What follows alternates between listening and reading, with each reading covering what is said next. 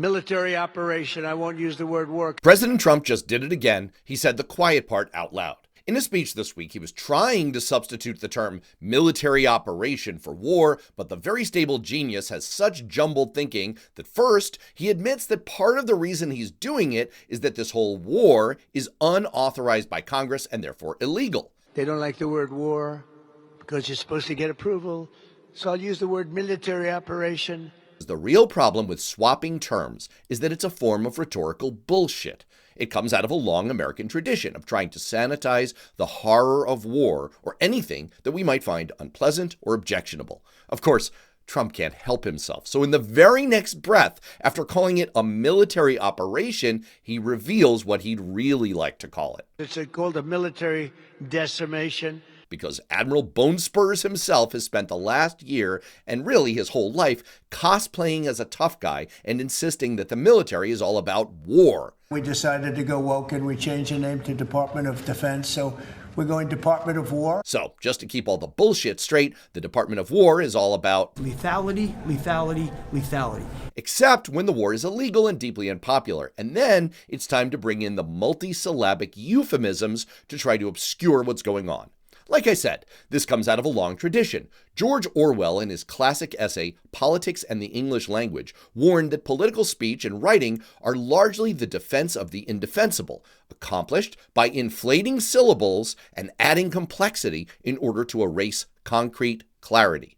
No one captured this more brilliantly in the context of war than one of the greatest comedians of the 20th century, George Carlin, who took us through the evolution of a simple term. There's a condition in combat, most people know about it.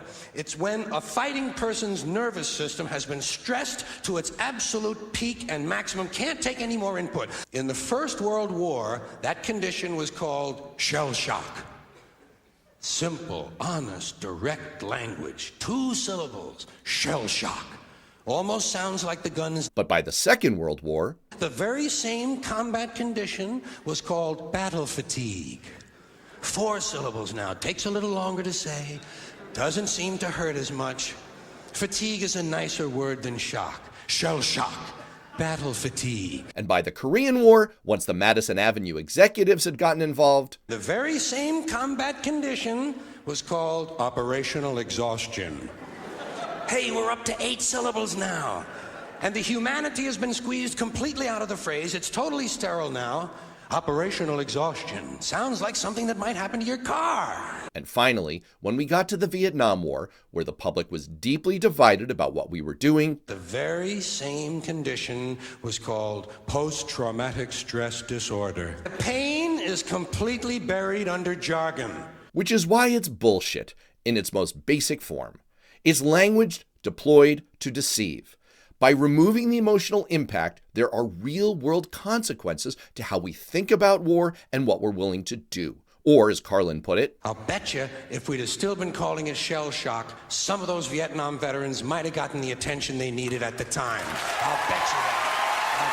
We did it when we called the Korean War a police action, when dead civilians in Vietnam became collateral damage, and in the 2000s, the Bush administration substituted enhanced interrogation techniques for torture and extraordinary rendition for kidnapping. Over the years, the military has used neutralize for kill. The Obama administration described its bombing campaign in Libya as a kinetic military action. Killing your own troops became friendly fire. And in the most awkward example, the Air Force sometimes calls bombing servicing the target. Of course, this kind of thing is at the core of politics and embedded in everything government does. That's what Orwell meant. Here's the Simpsons making fun of it. I'll have to raise taxes. But in my speech, I'd like to avoid calling it a painful emergency tax. We could call it a temporary refund adjustment. And more broadly, as Carlin pointed out, this kind of insidious language creep has become a basic part of American life. Toilet paper became bathroom tissue. Sneakers became running shoes. False teeth became dental appliances. Medicine became medication. Information became directory assistance. The dump became the landfill. Car crashes became automobile accidents. Partly cloudy became partly sunny. Poor people used to live in slums. Now the economically disadvantaged occupy substandard housing in the inner cities. Look, I get it, and I think you do too. We live in a madman American world where we're selling products and ideas to each other, and we want to dress them up as nicely as we can. It doesn't hurt anyone to call it bathroom tissue because you don't want to remind people of a toilet, or to help people who are broke not feel as bad by treating them with more respectful terms. As long as we don't go overboard, which, let's face it, sometimes we have, it can be a good thing. But when it comes to war, there's a real cost when our government tries to cover over the consequences in a layer of mental slop.